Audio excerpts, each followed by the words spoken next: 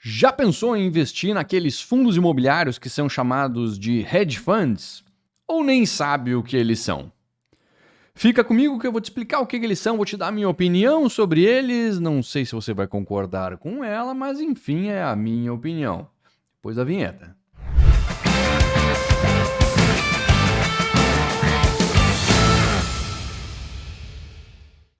Aqui é Marcelo Fay, eu sou analista CNPI, especializado em fundos imobiliários. Esse é o meu canal do YouTube, onde eu posto toda hora, toda semana, alguns vídeos muito relevantes sobre o universo dos fundos imobiliários. Nesse vídeo a gente vai falar sobre os hedge funds, um novo segmento aí dos fundos imobiliários que está surgindo e tem chamado bastante atenção. Bem, o que são os hedge funds? Basicamente assim, a gente poderia dividir até então os tipos de fundos imobiliários em fundos de tijolo, aqueles que compram imóveis físicos, colocam para alugar e recebem os aluguéis e te pagam rendimento em virtude desses aluguéis. Bem, fundos de tijolo, aí você tem depois os fundos de fundos que compram cotas de outros fundos imobiliários, recebem o rendimento deles, ou compram e vendem, fazem o lucro e que com isso pagam os rendimentos para você. Esses são os FOFs, os fundos de fundos. Aí tem os fundos de recebíveis. Os fundos recebíveis compram CRIs, certificados de recebíveis imobiliários. Esses CRIs geram lá uma renda para o fundo que distribui para os cotistas e é dali que vem o rendimento dele. Bem, então basicamente era tijolo, FOF e CRI. Só que a legislação e a regulamentação dos fundos imobiliários permite que eles invistam em outros tipos de ativos também. Claro que todos eles sempre precisam ter um pezinho lá no mercado imobiliário. Mas eles podem investir em ações, desde que de empresas relacionadas ao mercado imobiliário, FDICs, CEPACs e N outros investimentos, todos eles vinculados sim ao mercado imobiliário. Bem, quem que fazia isso até hoje? Ninguém fazia. Basicamente era tijolo, FOF ou CRI. E aí, de um tempo para cá, a turma começou a se atentar para isso e pensar que, não, olha só, quem sabe se eu tiver um mandato, se no meu regulamento eu puder fazer mais coisas diferentes. As leis e a regulamentação deixam você fazer um universo de coisas, mas o regulamento do fundo, o estatuto do fundo, ele afunila muito isso. Ele dá os limites. E você não pode sair do limite do regulamento do fundo, mesmo que a legislação permita, mas o regulamento do fundo não permite, então você tem que ficar ali dentro. Bem, e aí os gestores começaram a pensar, não, só um pouquinho. E se eu tivesse mais liberdade de não precisar ficar investindo só em CRI? E se eu pudesse investir em CRI e em cotas de outros fundos imobiliários? E aí alguns alteraram seus regulamentos ou outros vieram ao mercado com um regulamento um pouquinho mais amplo. Foi o primeiro passo que o mercado deu em direção aos hedge funds, que é onde a gente chegou agora. O segundo passo, depois disso, foi justamente aí abrir bem o leque de possibilidade do regulamento e transformar finalmente o fundo imobiliário num hedge fund. Não todos, Veja bem, eu estou falando de um tipo específico de fundo imobiliário aqui. E aí por que a gente chama de hedge fund? Cara, porque ele é um fundo que ele pode fazer um monte de coisa diferente. Ele pode investir em tijolo, ele pode investir em CRI, ele pode investir em cotas de outros fundos e ele pode investir em FDIC, naquele monte de outra coisa que eu falei aqui. Ações, enfim. Legal. E aí, bom, que nome que a gente vai dar para isso? Podia chamar de multimercado, chama do nome que quiser. Eles, bem dizer, vieram ao mercado já com o nomezinho lá, hedge funds. Então, isso são os hedge funds. São fundos que podem investir em diversos tipos de ativos diferentes, todos eles relacionados à atividade imobiliária. Qual é a vantagem, de se investir num fundo como esse? Olha, em tese, em teoria, o gestor que tem essa liberdade toda, ele conseguiria aproveitar o melhor de cada mercado. Quando o tijolo estivesse indo muito bem, ele poderia se expor a isso de alguma forma. Quando o tijolo estivesse indo mal, ele poderia correr para os CRIs e se proteger ali de alguma forma. Quando as cotas de outros fundos imobiliários estiverem muito baratas, ele poderia ir nessa direção e aí comprar elas muito baratas. e assim montar uma carteira e navegar no mercado com total liberdade para, em teoria, ganhar bastante dinheiro, né? Legal, então essa é a justificativa, essa é a grande vantagem, mas esse também é um risco grande para esse tipo de fundo. Por que que isso é um risco grande para esse tipo de fundo? Ora, porque para ganhar dinheiro com tudo isso, você precisa ser bom em muita coisa diferente. Em muita coisa que às vezes é bem diferente. Será que as gestoras têm time para cobrir todos esses tipos de mercado?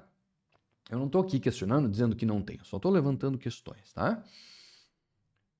Será que os caras são realmente bons em tudo isso? Ou aquela sensação de que eu posso fazer tudo, vai parecer que eu vou me dar bem com tudo e a verdade nem sempre se confirma, né? Nem sempre as coisas são assim.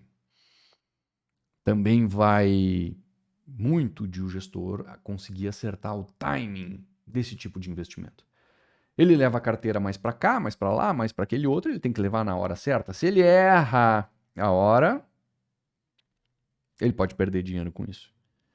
Então isso é um risco a mais nesse tipo de fundo que você não tem nos outros. O outro que só investe em CRI, cara, é aquilo. É CRI e pronto. O gestor não vai errar o timing. O mercado vai ter seus ciclos, vai ter suas fases boas e suas fases ruins. Normal. O fundo de tijolo tem o seu ciclo, mas o gestor vai fazer sempre aquilo, sempre igual.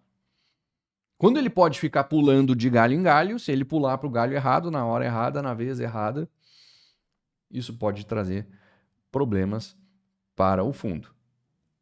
A gente gosta de acreditar que o gestor vai ser competente e vai acertar o timing, mas vamos combinar que a chance dele acertar sempre esse timing aí é zero, né? Em algum momento ele vai errar. Então, assim, são fundos que podem ter, sim, um retorno bem interessante em função da liberdade que eles têm, mas também trazem consigo um risco.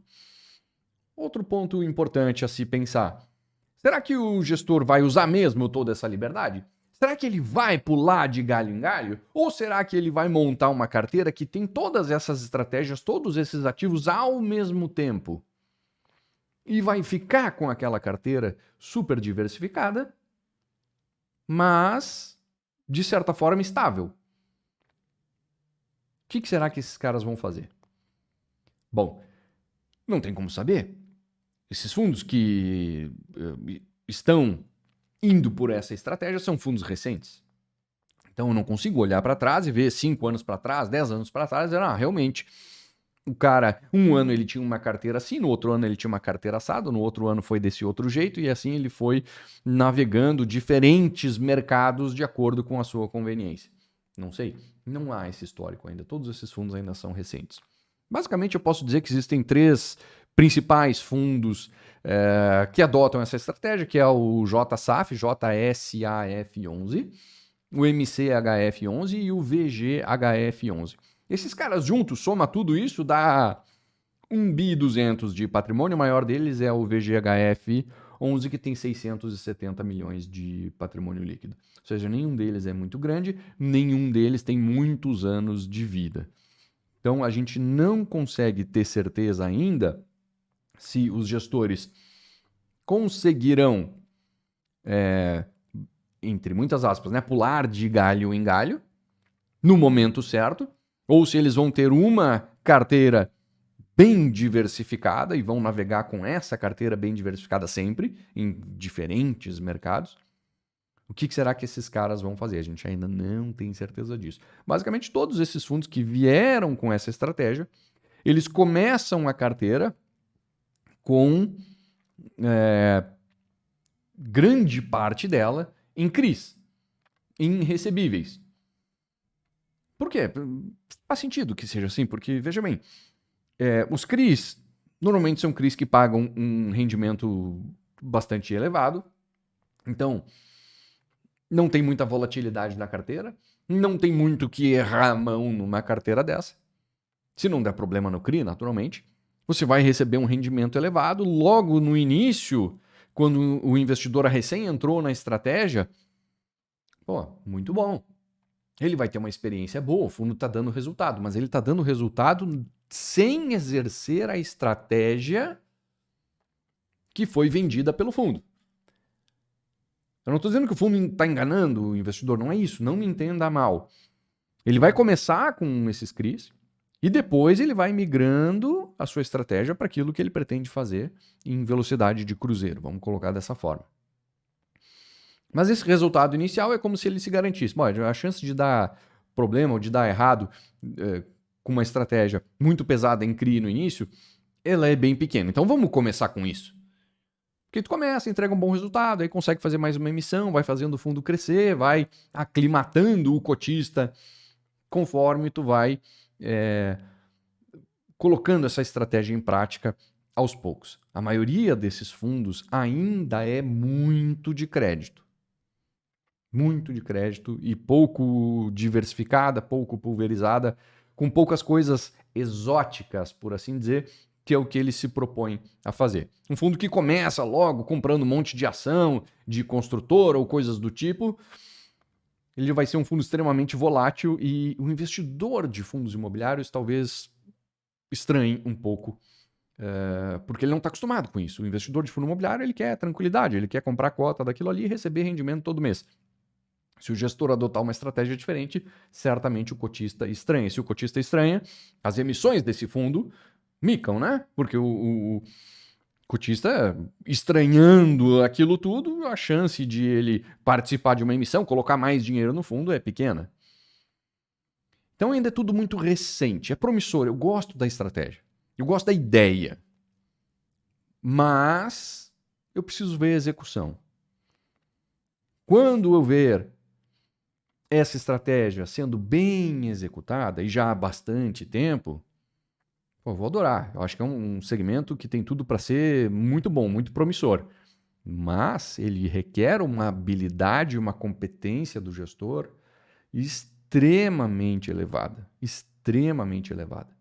E não é fácil executar. É muito mais fácil falar do que fazer. E a parte do fazer, a parte do executar, a gente não viu ainda.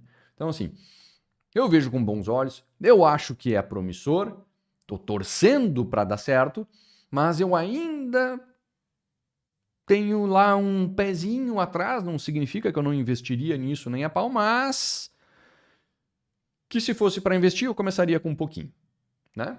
Para ver a coisa andar depois de algum tempo, alguns anos, né? Com essa estratégia rodando aí, pô, legal, tudo funcionou, maravilha, que bom, vamos embora. Aí sim eu me sinto tranquilo de entrar com os 2 pés numa estratégia dessa e ter uma participação relevante da minha carteira num fundo como esse ou em alguns fundos como esse.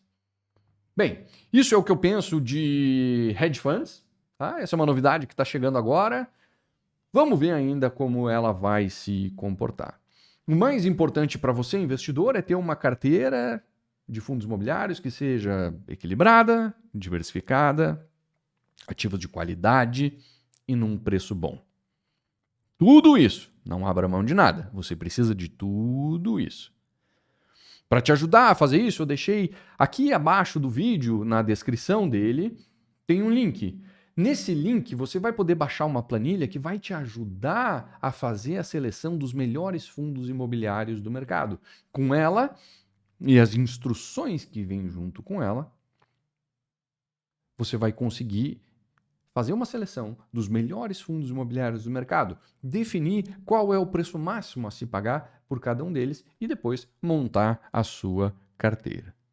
Aproveita, clica nesse link, pega essa planilha, assiste os vídeos que estão junto com ela, que você vai entender tudo isso que eu estou falando. Muito obrigado por ficar comigo até o final desse vídeo. A gente se vê no próximo.